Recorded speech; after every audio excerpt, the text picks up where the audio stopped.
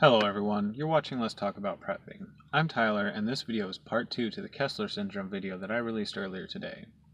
That video was a report on a situation which could dramatically affect our modern technology infrastructure, and if you haven't watched it yet, I strongly suggest that you find the description in the link below, and go watch that video after pausing this video's intro.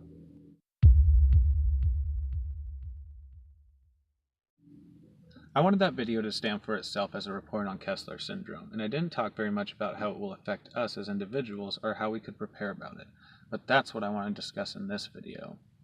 Unlike many of the situations that we talk about in the prepping community, which escalate quickly and are quite dramatic,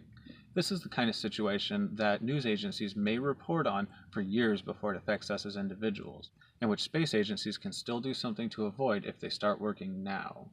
Unlike EMPs, which can happen in a split second, Kessler syndrome is something which happens over time and which could slowly cause crippling damage to various industries or overseas communications and eventually maybe even the internet and a lot of our modern technology infrastructure.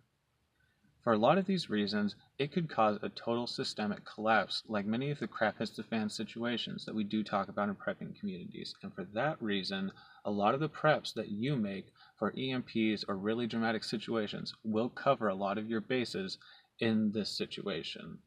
Really, the main thing that comes to mind when I think of the slow grind caused by a Kessler syndrome collapse is the ability to be able to provide for yourself in a variety of economic situations.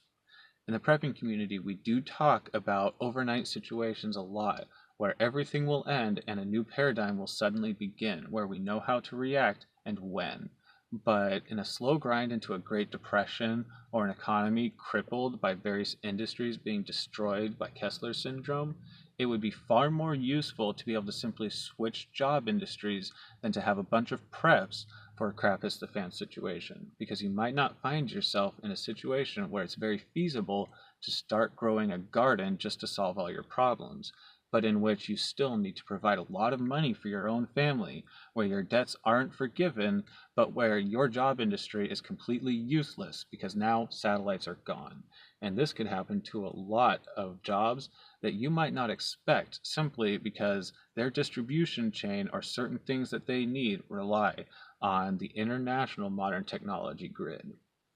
So the main thing that I would point out as the unique situation from Kessler syndrome, which really isn't unique in many of the situations that we'll find ourselves in, like a sudden Great Depression,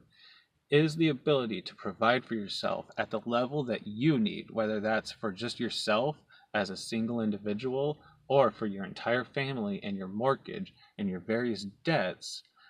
will be one of the best things that you can do to prepare for a situation in which not everything has hit the fan, just some things. And that's the kind of thing that I think Kessler syndrome is great to think about because it makes us think about how our life could be affected by events that are not as large as the really dramatic ones that are more exciting to think about.